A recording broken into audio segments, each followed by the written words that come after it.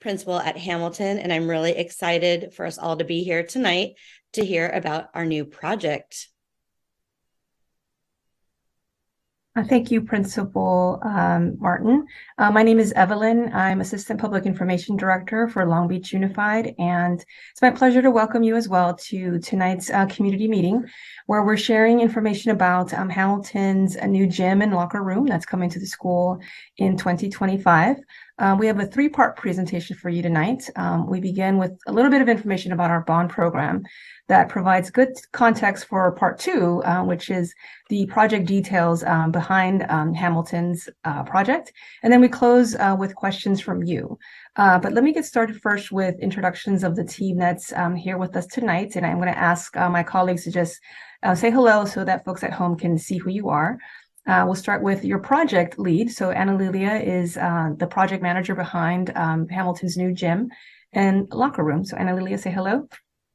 Hello, yes, as Evelyn just said, I'm your planning project manager for Hamilton. Very excited for this presentation today. Thank you. Thank you, Anna Lilia. Next, we have Tracy Nishihira. Tracy oversees the planning behind all of our projects here in Long Beach Unified. Yes, good evening, everybody. I'm Tracy Nishihira, Planning Administrator Facilities in Long Beach Unified. Thank you, Tracy. We also have Doug Jordan. Doug Jordan is our liaison between our facilities and school improvement program and the schools. So he really has been in close contact with Hamilton staff to just make sure this is a smooth project for the community. Good evening, everybody. It's a pleasure to be here with the Hamilton community tonight. Thank you, Doug. And last but not least, we have David Miranda. David is our Executive Director of Facilities Development and Planning, and he's going to take us through the better part of the presentation. Good evening, everybody. Pleasure to be here. And I guess I'll be taking it from this point forward for the next maybe 20, 25 minutes or so, covering the agenda that Evelyn described, and then finishing off with a question and answer session. Of course, it's always good to have the rest of the project team here, site admin, in case there's questions that they're better equipped to answer as well. First and foremost, it's really a big thank you to the community as a whole. These particular projects would not be possible, in particular at this large scale, and with the large price tags that they come without the absolute support of our voters. So big thank you to the Hamilton community, big thank you to the district community as a whole, because we've had continued support in this district, as you can see on this slide. So dating back to 2008, we've had three capital improvement bond programs.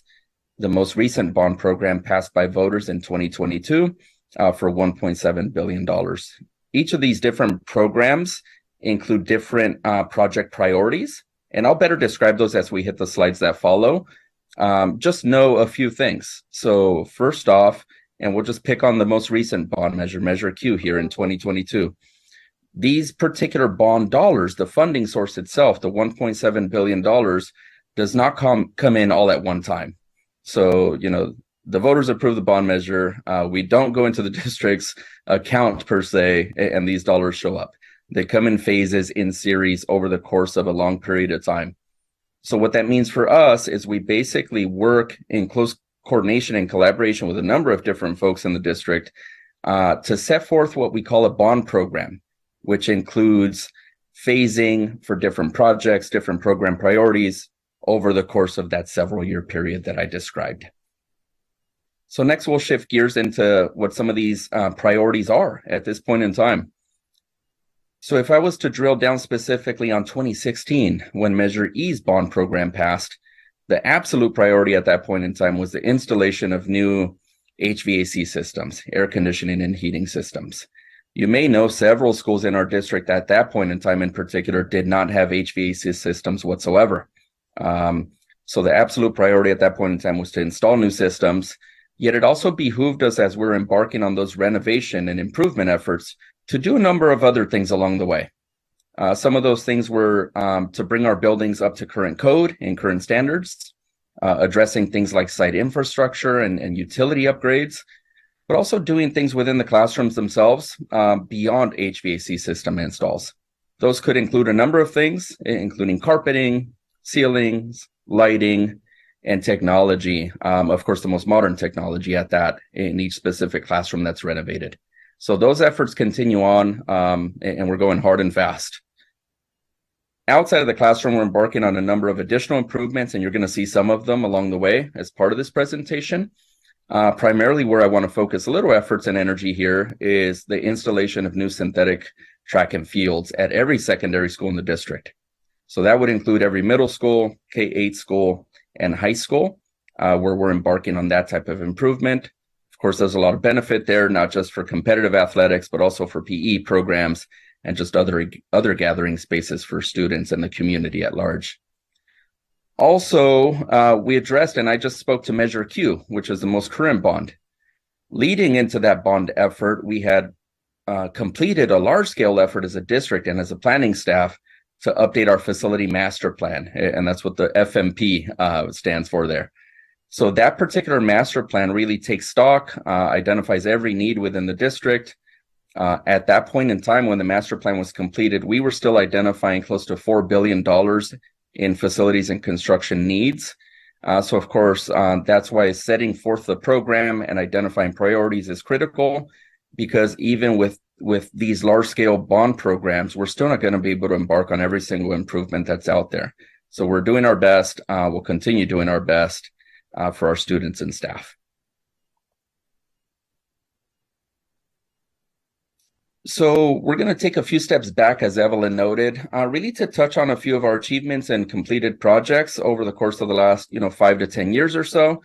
And we have found there's value and importance here because you just may have a number of wonderings. Perhaps there's a wondering with respect to why it's taken quite a while to get to this Hamilton Gym project. You could have a wondering with regard to what's going on in other schools within the district.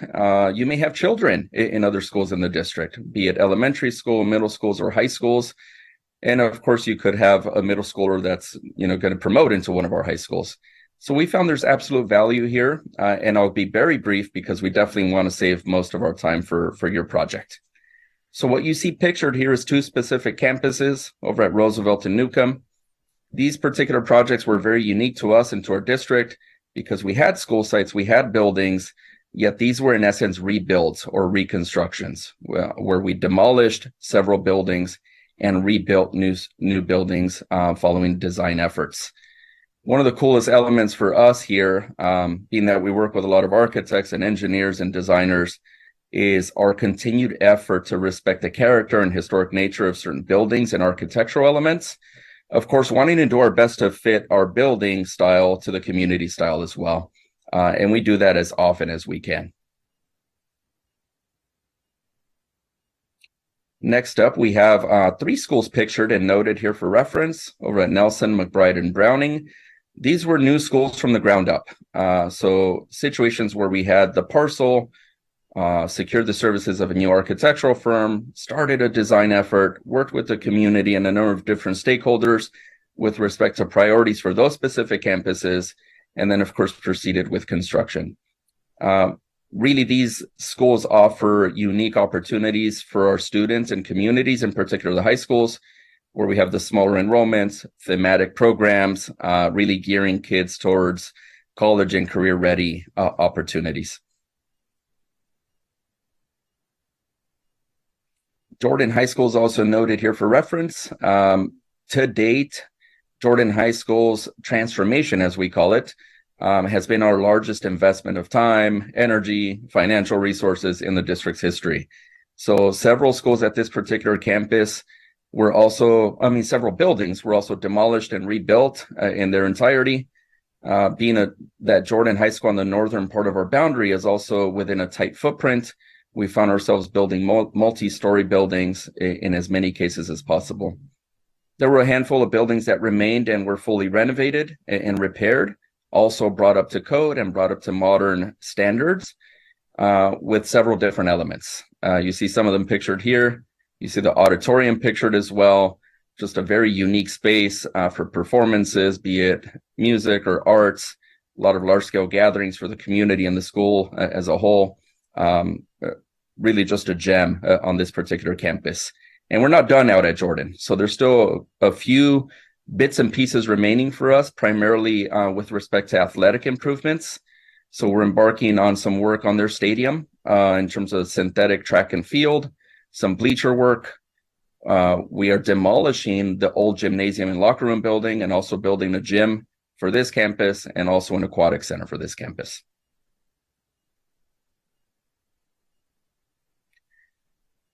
So this is a good one for us to touch base on because I spent a good chunk of time identifying that HVAC installations were our absolute priority, and that particular scope of work remains our priority to date.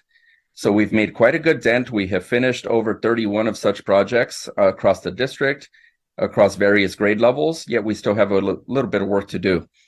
Any given year, we have anywhere from 3 to 6 HVAC modernization projects underway. In the next 3 to 4 years, we'll have several more because the board has identified this as a priority for us to really complete that specific work sooner than later. Earlier, I touched on the fact that we embark on different areas as part of those efforts, and you see some of those better pictured here. So natural lighting, new lighting, classroom technology. I don't think I touched on roller shades to replace blinds, but you see several of those elements in these particular classroom pictures that were taken across various sites.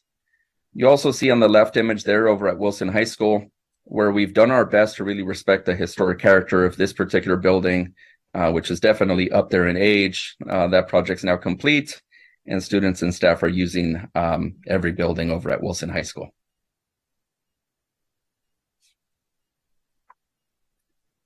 We've touched on athletics and spaces outside of the classroom, and you see a few pictured here as well.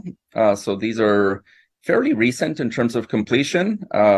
New track and field installation projects over at Lakewood and Milliken High School are pictured, yet you see several additional schools listed as reference over on the left hand of this slide. So some middle schools, some high school campuses. We have, I believe, 14 additional fields yet to install. And you'll hear a little bit more information with respect to where we are on the schedule for Hamilton as well as we proceed with this presentation.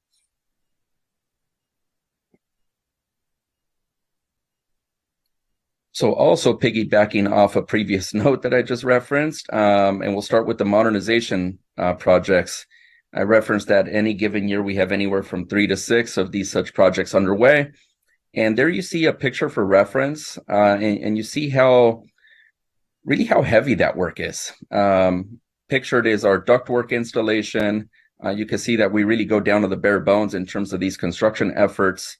Yet we work with a number of professional service providers and contractors and subcontractors who really do a stand-up job in terms of making sure these spaces are top-notch and safe for when students and staff return. There's a number of projects currently underway on the athletic front as well. So we've got an all-weather field being installed over at Avalon, piggybacking off of a modernization effort for their campus as well. And then we have aquatic centers slated to start really soon over at Lakewood and Wilson High Schools. So those particular projects will just be incredible assets to the community and to the students as a whole. You see a shade structure pictured here on the right side of the image. And we feel really good about these particular projects as well. We secured additional funding at the federal level to be able to embark on some of these type of projects, which really allow us to leverage our bond funds and allow us to do more in terms of some of these project priorities that we just referenced. We continue to do our best with respect to campus safety elements as well. As a district, we've completed several efforts to bring schools up to par from a campus safety standpoint, be it by installing perimeter fencing, electronic visitor screening systems, which most of you know as our buzz-in systems over at the front doors at our single point of entry installs. And at this point in time, we're working on what we call a phase 2 of those type of projects, because several of you know and likely utilize our before and after school care at various school sites. And those particular buildings are often not within close proximity to front offices. So we're installing basically a second EVSS system, as we call it. Okay, next slide. So now off to Hamilton. So of course, that's why most of you are here and tuning in, just to hear where we are with this particular project and what's next. So we're going to focus on some highlights, share a few visuals, and like we noted, we'll answer some questions as well. So I should start with a big thank you for your patience. We know this project has been underway on the design and planning side for quite some time, yet it's here. We're going to go hard and fast. So at this point, I'm glad the principal expressed some excitement. So did Evelyn and other folks on the team, because we are very excited to get this project underway and completed. The project scope, really the schedule in and of itself, is roughly a year and a half. So we'll hit the ground running as soon as the new year starts here on the calendar front, and finish in time so students and staff in the community can enjoy this facility for the 25-26 school year. The scope of work for this particular project includes a new gymnasium facility and also a new locker room facility. And we'll have more information in the slides that follow to better describe our modern locker room, just what that entails, the why, and of course be able to answer questions on that front as well. We have a little note here to reference the fact that students will remain on site during construction, mostly due in part to the fact that we have several projects underway at any given time. And some of those particular projects, while they provide a great benefit at completion, they're disruptive to the flow of the school environment, sometimes teaching spaces, and on occasion we use other sites that we have as swing space to be able to house students temporarily. In the case of Hamilton's project, we have teaching stations and spaces, and actually the current gym that will remain throughout construction until we complete the new construction of this particular facility. So students remain on site during the entirety of the project. Here you see a floor plan that our design professional prepared. Just kind of a bird's eye view to show you the general footprint of this building. Of course, you see the general footprint of the gymnasium portion of the structure to the right. And what you see to the left is really a large scale locker room building. So with the gym building, primarily what you would envision in a traditional gymnasium facility, the ability to host different events, be it athletic functions, PE functions, or school assembly type functions, the ability to play a basketball game or volleyball game in a traditional sense, kind of the long way as I call it. But you'll see in a different image where we also have the ability to practice, kind of go in the opposite direction with additional basketball hoops and striping to be able to maximize the use of this facility. As we look over to the left side of the image, where I referenced the locker room portion of the building, we'll start with kind of the perimeter of this particular structure. And what you see there is private changing stalls. So I don't want to get too far ahead of myself because I'll dig deeper into that particular part of the discussion. But we're hovering over those particular private changing stalls really around the perimeter of this structure right now. We stick to the perimeter of the structure because that allows us to maximize our ability to supervise a facility, being that these particular sections are private in nature, and we need good line of sight to and from the different spaces within this building, from the coaches' offices or teacher offices as well. The building within the locker room side and the gym side include new restrooms that are being installed. So we have restroom facilities. We have accessible stalls as well that are required by code. Within this building, we also have plenty of storage space. There's spaces designated for utility closets because, of course, those are just required with any new building as well. So let's continue on, and I think we could dig deeper into each of these components. Perfect. So this is a large building. For a gym facility on a middle school campus, it's a good healthy square footage that's listed here. We hovered over the particular side of the building that encompasses the gym, but here you see several bullet points and check marks that identify each of the specific scope categories. So this facility will include retractable bleachers, which again allows us to have spectators on these areas, but also allows us to kind of push those back when we have larger scale PE functions or larger events, and allows us to have flexibility within the space. Like any gymnasium, with modern technology, we want to have a scoreboard and shot clocks and those type of functions needed for a basketball game, and those will be included as part of the new installation.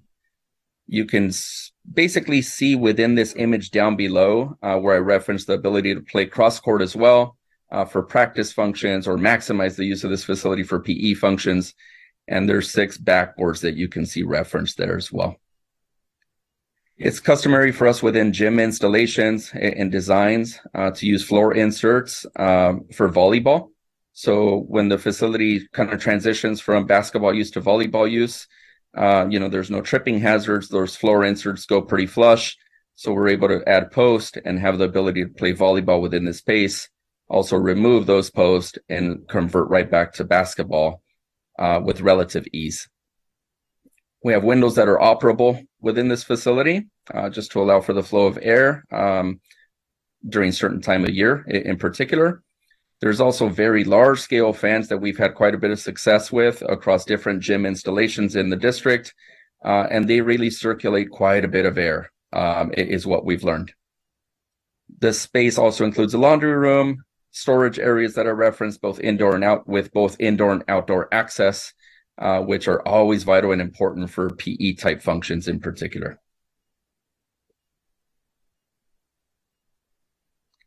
So now onto the locker room portion, and we want to spend a good amount of time here because, again, we're referencing this as a modern locker room. There may be wonderings with respect to why the change, why not build what we would deem more of a traditional type locker room, and we want to make sure we describe that in earnest here. So first and foremost, and several of you know our district's direction and our drive with respect to inclusivity. And there's not much of a difference here with respect to our facility projects and our athletic-based projects as well. So this is a good opportunity as we have new building efforts and new design efforts to really hit the mark in that regard as well. So our primary goal here is to serve every student, again, regardless of disabilities, gender identity, whatever their expression might be. There's several students who we've heard from over the years who simply desire privacy. So this facility, as designed in this modern conceptual way, allows us to really do those type of things and have a facility that services all. The planning efforts for this facility, not just the Hamilton building, but locker rooms in general for secondary schools, started at way back when, about 3 years ago. That particular process included gathering data, information, input, feedback, suggestions, concerns from a number of different folks and stakeholders in the district. This included gathering input from teachers, administrators, coaches, students, and really what we hear as we embark on these type of community meetings as well is the continued interest for us to have inclusive facilities that service every student on every campus. So as part of those planning efforts, we explored a couple things. Again, we wanted to gather the feedback I just referenced, but we really wanted to be honest and straightforward with respect to what currently works in our locker rooms and what doesn't, and also have the particular group help us envision what a modern locker room could look like. And that's really where we're landing, and we'll better describe that in the slides that follow. So what we heard over the course of the last 3 years, and what we continue to hear, is the absolute need to have increased and better supervision in these particular spaces. Unfortunately, we know, and we've heard stories of bullying in these particular spaces. In many cases, we want to do our part with respect to what we can do on the design and facility front as we design these spaces to better curb those type of things that happen, unfortunately. So inappropriate behavior, bullying, things of that sort is what we heard as part of those planning engagements. And on our side of the house, we work closely with our designers and our architects to design something that helps on that particular front. What we also heard, because we have several facilities within the district already that serve as single occupant restroom spaces that, of course, can be used by any gender. Yet those particular spaces don't necessarily work all that well. In some cases, because of their specific location on campus. In some cases, because the sign is associated with them. In some cases, the stigma associated with those particular restrooms. So what we learned as part of these efforts and just information gathering is they just don't work, right? So in terms of our design efforts and what we're looking to do here is address that particular concern and issue as best we can on the design front as well. I referenced that in some cases, these particular all gender restrooms or single stall restrooms are situated just too far away. So in many cases, they're within the front admin building or the nurse's office. And unfortunately, they bring forth two different things. One, they're just too far away on the campus, so not within any kind of close proximity to certain buildings on campus or this gymnasium facility on the campus. Yet in many cases, also what could happen indirectly is just outing of a student who does not want to be outed. So again, these are just some of the key findings. We heard quite a few other concerns and areas of emphasis, yet what we heard most is these particular bullet points. So this particular slide here highlights a few things. It's bolded, it's in large font for emphasis for a reason, because really what we heard as part of those efforts, not just in addressing concerns and statements, but we heard these two words over and over and over, and that's privacy and safety. So what we heard from our students, from our staff members, from concerned citizens, is if we're designing a space from scratch here in terms of our locker room spaces, we absolutely need to address privacy and safety. What we've also heard, just as folks shared their particular stories, is just a lack of comfort changing in a traditional locker room in general. So all of us went through school at some point, whether it be middle school or high school, have changed in a traditional type locker room for the most part, and also more likely than not experience some discomfort changing in front of our peers. And we heard that story, continue to hear that story over and over. So how do we address those particular concerns and these needs and desires that we've heard expressed via these planning efforts? These next couple slides really highlight the how and what we're about to embark on as part of this improvement and new project. So first and foremost, privacy and safety, we feel can be better achieved with private changing spaces or changing stalls. So a student athlete, a student going into this locker room to change out for PE would change within the confines of a private changing stall, not out in the open like students used to in the traditional sense. So just that sense of security that comes with a private changing stall can bring forth the utmost confidence and comfort for students to be able to do so in a much safer space. Not only do we have private changing stalls, but we also have private showering stalls for those students who elect to shower following PE activities.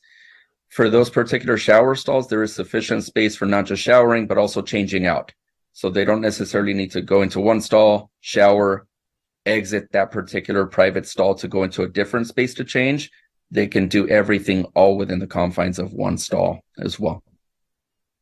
We did quite a bit of research and homework and talked to other folks and various suppliers to address the partitions within the confines of these stalls as well, and really just did our best to eliminate gaps, potential lines of sight, making sure we don't have an attractive nuisance where a student or anybody would be tempted to want to peek within the gap of a particular stall. So we basically eliminated that altogether, again, to ensure we have a private changing stall and there's no inappropriate activities happening.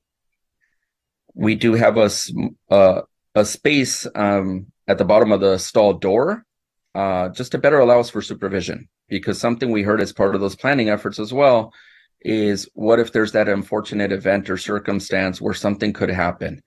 And by that, I mean, what if that unfortunate event could be a student fainting or passing out or something within the stall? The coach or PE teacher would be better able to identify that with that gap at the doorway.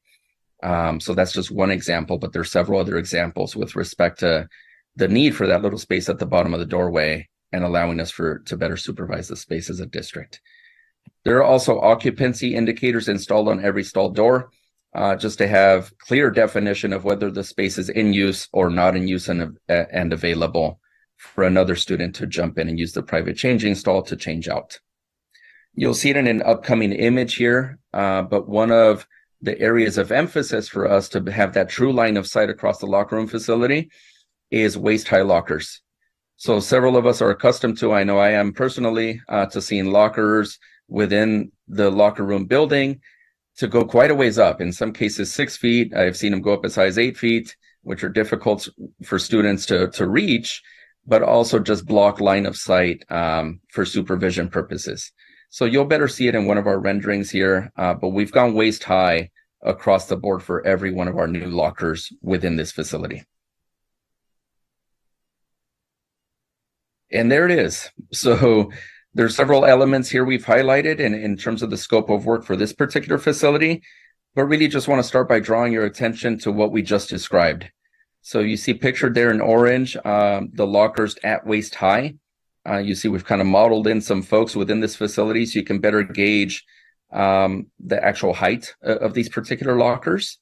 But that's what's truly going to give the coach or PE teacher the line of sight to be able to supervise the entirety of this facility.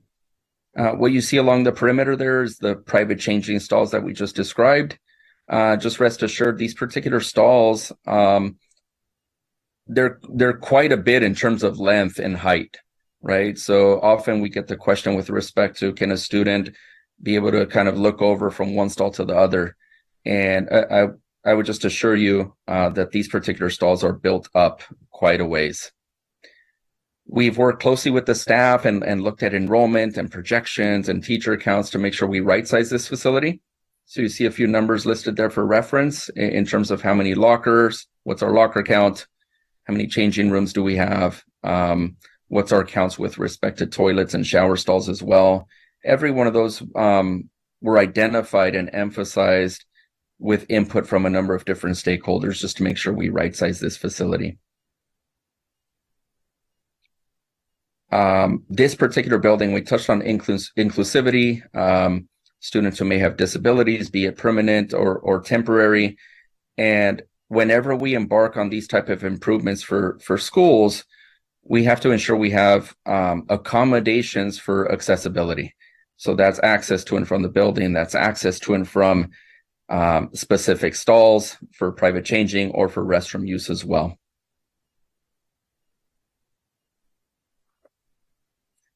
So switching gears slightly here, we've described the project quite a bit. We've shared a few renderings here at the architectural level. We hope we've generated some excitement for this project. And what we know about projects is something I highlighted previously, which is the end product is incredible. The facilities are available for students and staff in the community at large. They're great, they're shiny, they're brand new, and just incredible facilities. Yet we know with construction, there comes some disruption on occasion. And what we're sharing here is a few highlights in terms of the construction portion of the work. We definitely stay within the confines and limitations established by the city in terms of noise ordinances. So we never allow for construction or subcontractors to start work outside of those hours, be it on the front end or back end of the schedule. We do want to hear from folks though. So we have construction management firms assigned to this project who will be out there day in and day out. We have construction inspectors to ensure that things are running according to plan and built according to plan. Yet on occasion, if you do encounter some noise or some dust or see that folks are not sticking to within the confines of the noise ordinances that we've identified, please reach out to us. We want to be neighborly. We want to respect you as neighbors and community members because we're basically on your turf and on your school site here temporarily to embark on this effort. But please don't be shy in reaching out to us if there are, in fact, issues out there. These projects, I started by talking about our bond funding because we wouldn't be able to embark on these very large-scale improvements without the support of the voters and these bonds, but also without the support of a project team. There's just a number of different folks and engineers who work with us. Rest assured, these particular folks we've identified here in terms of our architect and the various other engineers have worked with us on several projects in our district's history. They're actually working with us on several projects currently. So we have the utmost confidence that this particular project is going to be done and done on time, and we're going to have good workmanship and just produce a great facility. Really want to close with a few things that are coming down the pipeline in addition to this project. So we referenced that there's all-weather fields coming to every middle school, K-8, and high school in the district. The field for Hamilton is actually slated to begin in the 27-28 school year. You might be wondering again, why wouldn't we incorporate that particular work into this work? And it's mostly funding and planning and program based. So earlier I touched on the fact that the funding sources do not come in all in one shot. I didn't touch on the fact that our planning and design efforts often take several years to come to fruition. By the time we secure the appropriate approvals from different state agencies and so forth, secure contractor bids, it just takes quite some time. but rest assured there's a new field coming your way in 27-28. Additional projects that are underway or coming forward for Hamilton are listed here. So bottle filling stations are another project that's being funded with one-time federal monies that we captured, and those installations are in progress as we speak. Hamilton is also one of 2 sites we've identified as pilot campuses for our re-landscaping efforts. I didn't touch on this previously, but one of our facility master plan and Measure Q priorities is the greening of our campuses and really doing our best to touch on sustainability for campuses as well. So we're just reinvigorating what we're doing in terms of curb appeal and landscaping as a whole. And Hamilton is one of those particular sites we've identified along with Robinson to receive such improvements. And then furniture replacements. So the district committed to new classroom furniture installations across every classroom in the district over the course of a 3-year stretch. For Hamilton, that particular project is coming soon. So rest assured, within short time here, you're going to be benefiting from every one of these improvements we highlighted, including new flexible furniture in every classroom.